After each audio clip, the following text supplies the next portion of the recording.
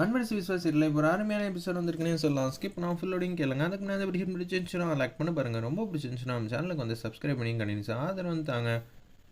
நம்ம விஸ்வா வந்து அனன்யாவை அடிக்கலான்னு வராங்க. அப்பான்னு பார்த்து ஜெய் வந்து என்ட்ரி வந்து கொடுத்தோன்னு வந்து இவர் வந்ததுனால தான் அடிக்காமல் இருக்கியா, இப்போ முடிஞ்சா என் மேலே வந்து கை வச்சு பாருங்கிற மாதிரி அனன்யா வந்து சொன்னோன்னே ஜெய் வந்து கடுப்பாயிட்டாங்க. என்னப்பா எனக்காவெல்லாம் வந்து அடிக்க வந்த நீ தடுத்து நிப்பாட்டிட்ட, எதுக்காக இப்படி பண்ணுற, அடி உதவுற மாதிரி அண்ணன் தம்பி கூட உதவ மாட்டாங்கிற மாதிரி சும்மாவா சொல்லியிருக்காங்க பழமொழியெல்லாம். இவன் நக்கல் பண்ணிக்கிட்டு இருக்கா. நீ 2 போடு போடுறியா இல்லை நான் 2 போடு போடட்டா அப்படின்னு சொல்லி காமெடி பண்ணுறாங்க அந்த இடத்துல. ஜெய் அட்டகாசமாக இருந்துச்சுன்னே சொல்லலாம். ஏய் என்னடா இப்படி பண்ணிக்கிட்டு இருக்க, நான் தான் சொல்லியிருக்கேனேம்மா, யார் அடித்தா என்ன, நீ அடி வாங்குறதுக்கு தகுதியான ஒருத்தி தான். ஏன்னா இங்கே பிரச்சனை மேலே பிரச்சனை பண்ணிகிட்டு இருக்கேன், மற்றவங்க நிம்மதியாக இருக்கிறது உனக்கு சுத்தமாக வந்து பிடிக்க மாட்டேங்குது. நீ அடிக்க வேண்டிய விஷயத்த நான் பார்த்துக்கிறேன்ப்பா, நீ மாட்டுக்கும் ஆஃபீஸ்க்கு வந்து கிளம்புற, கீழே போ, உனக்காக எல்லாரும் காத்துட்ருக்காங்க அப்படின்னு சொல்லும்போது அவங்க மாட்டு விஸ்வா கீழே இறங்கி போய்கிட்டே இருக்காங்க. டேய் உன்னை நான் அப்புறம் பார்த்துக்கிறேன்டா. அப்புறமேட்டு என்னை பார்த்துக்கிறியா, திருப்பி யாரையாவது வம்புழுத்தன்னு வச்சுக்கிங்க.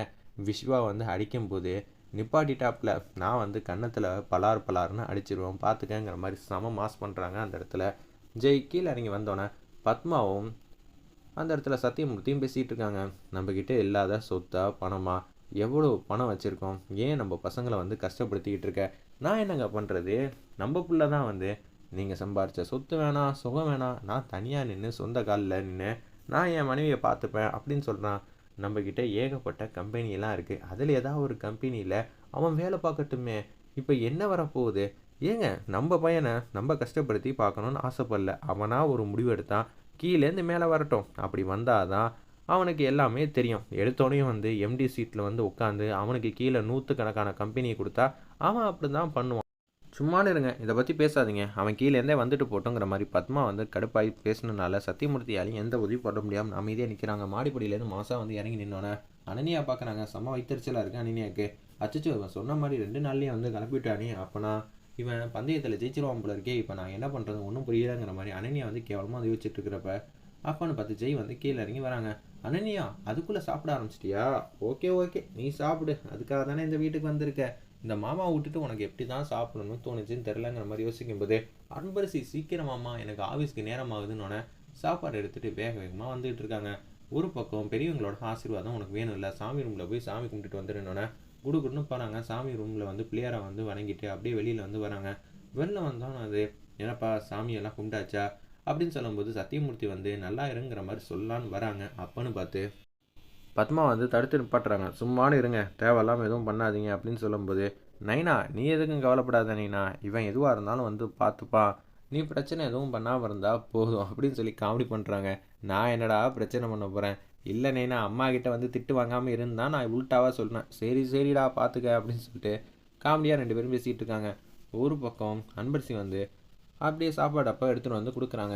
இனிமேட்டு யாருக்கு என்ன நம்ம பயப்படணும், வெளியில் வா, 2 பேரும் டாட்டா கட்டிகிட்டே வந்து அப்படியே ஆஃபீஸுக்கு வந்து என்னை வழி அனுப்பிச்சி வைக்க மாட்டியா, என்ன வேலைடா கிடச்சிருக்கு, கோச்சா எனக்கு ஒரு காலேஜில் வேலை கிடச்சிருக்குன்னு நானும் சொல்லிட்டு அப்படியே கீழே இறங்கி போகிறாங்க. அன்பரசி வந்து அப்படியே வந்து துணியெல்லாம் மடித்து வச்சுக்கிட்டு இருக்காங்க. விஸ்வாவுக்கு டாட்டா காட்டினதுக்கு அப்புறமேட்டுக்கு என்னடா அது நமக்கு என்னடா இவ்வளோ பெரிய சத்திய சோதனையாக இருக்கேங்கிற மாதிரி அனன்யா மட்டும் யோசிச்சிட்டே இருக்காங்க. என்ன பண்ணும் எது பண்ணுன்னு தெரில. சரி அன்பரசியை போய் வம்புழுத்து வந்துடலாம் அப்படின்னு சொல்லும்போது உங்களுக்கு எதுக்கு வேண்டாத வேலை அப்படின்னு கொஞ்சம் கடுப்பேற்றுற மாதிரியே வந்து அனன்யா வந்து பேசுகிறாங்க. அனன்யா நீ தானாமா என் வாழ்க்கையில் வந்து விளக்கேற்றி வச்ச குலசாமி அப்படின்னு சொல்லும்போது நான் என்னடி பண்ணேன், நீ என்ன பண்ணலை, நீ தானே அத்தைக்கிட்ட வந்து போட்டு விட்ட, அது எவ்வளோ தெரியுமா சந்தோஷமான விஷயம், அது உனக்கு தெரியாதில்ல அப்படின்னு சொல்லி காமெடி பண்ணிக்கிட்டு இருக்காங்க அந்த இடத்துல. நம்ம அன்பரசி என்னடி சொல்கிற, நான் எப்படி உனக்கு உதவி செஞ்சேன், நீ எனக்கு உதவி செஞ்சதே உனக்கு தெரியலையா, சரி நான் உனக்கு டீட்டெயிலாக வந்து என் செல்லத்துக்கு வந்து எக்ஸ்பிளைன் பண்ணுறேன்னு சொல்லி அவங்க தங்கச்சியை வந்து கொஞ்சிக்கிட்டே வந்து பேசுகிறாங்க. நம்ம அன்பரசி அட்டகாசமாக இருந்துச்சுன்னே சொல்லலாம்.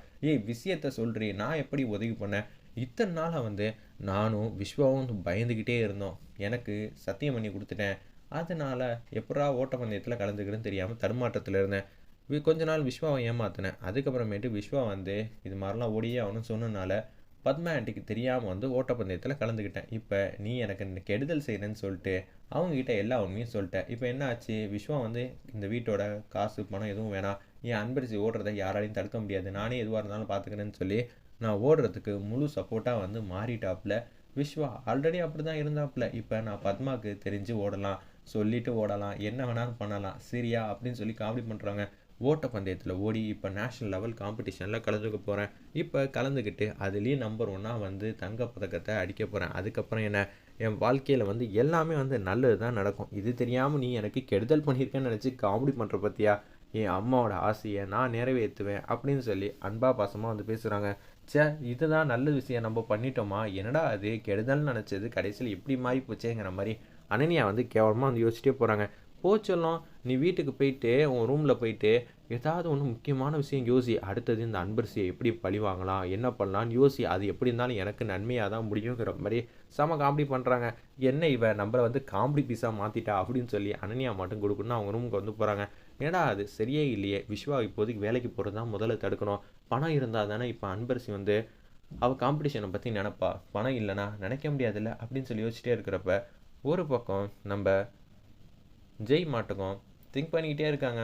அனன்யா அதுவும் திட்டம் போடுவாளோ, சேச்சே அவளுக்கெல்லாம் வந்து அப்படிப்பட்ட யோசனையெல்லாம் வராதுங்கிற மாதிரி யோசிச்சுட்டு அவங்க வந்து சாப்பிட்டுட்டு இருக்காங்க. அனன்யா வந்து ஒருத்தவங்களுக்கு வந்து கால் பண்ணுறாங்க. இதுக்கு இவன் தான் சரியான ஆள். என்ன மேடம் நம்ம இறந்துட்டிங்களா, எதுவும் வேலையே தரது இல்லையே. இப்போ வேலை விஷயமாக தான் வந்து கால் பண்ணேன். முன்னாடி அடிக்கடி வேலை கொடுத்துக்கிட்டு இருந்தேன், இப்போ கொடுக்க முடியாமல் போயிடுச்சு. இப்போ ஒரு வேலை இருக்குது, இந்த வேலைக்கு நீ தான் சரியான ஆளுன்னு எனக்கு நல்லாவே தெரியும். அதனால தான் உனக்கு கொடுக்கலான் இருக்கேன். ரொம்ப தேங்க்ஸ் மேடம். இந்த விஷயம் நான் தான் பண்ண சொன்னேங்கிறது உனக்கும் எனக்கும் மட்டும்தான் தெரியணும், வேறு யாருக்கு எதுவும் தெரியக்கூடாது. என்னை பற்றி தெரியாதா, இருந்தாலும் நான் சொல்ல வேண்டியது என்னோட கடமை தானே அப்படின்னு சொன்னேன். சொல்லுங்கள் மேடம், எதுவாக இருந்தாலும் சிறப்பாக வந்து பண்ணி முடிச்சிடலாம். நான் ஒரு டீட்டெயில் வந்து அனுப்புகிறேன், ஒரு ஃபோட்டோவும். அவன் ஏதோ ஒரு காலேஜில் வந்து வேலைக்கு வந்து சேர போகிறாங்க. அவனை வேலைக்கு சேர விடாமல் பார்த்துக்கணும். வேலை கிடைச்சாலும் அதை வந்து கிடைக்காத அளவுக்கு நீ தான் பர்ஃபார்ம் பண்ணணும், சரியா? என்ன மேடம் சின்ன விஷயமா இருக்கே, சின்ன விஷயமோ பெரிய விஷயமோ உனக்கு ஏற்ற சம்பளம் ஒன்று தானே, இதை மட்டும் பண்ணி முடி சரியா அப்படின்னு சொன்னேன். சரி மேடம், சிறப்பாக செஞ்சுட்டா போச்சுங்கிற மாதிரி யோசிச்சுட்டு அந்த ஃபோட்டோ வந்து பார்த்துட்டு அப்படியே வந்து டீ கடையில் டீ குடிச்சிட்டு இருக்காங்க. ஆப்போசிட்டில் வந்து நம்ம விஸ்வா வந்து பைக்கில் வந்து இறங்கி நிற்கிறாங்க. என்னடா அது இந்த பையனை தானே பார்த்த மாதிரி இருக்குது, இவர் பின்னாடியே போனால் தானே காலேஜ் என்ன காலேஜுன்னு தெரியுங்கிற மாதிரி யோசிச்சுட்டு இருக்கிறப்ப திருப்பி இன்னொரு வாட்டி ஃபோட்டோ வந்து பார்க்குறாங்க. ஆப்போசிட்டில் விஸ்வா வந்து நிற்கிறாங்க. சரியான சந்தர்ப்பம், இவனை எங்கே கொண்டு போய் தேடணுங்கிற மாதிரி யோசிச்சுட்டு இருந்தேன். இவனே வந்து வாலண்டரியாக வந்து வந்துட்டான்னு சொல்லி விஸ்வா வந்து ஃபாலோ பண்ணுற மாதிரி காட்டி இந்த எபிசோட அருமையாக மாதம் முடிச்சிருந்தாங்கன்னே சொல்லலாம்.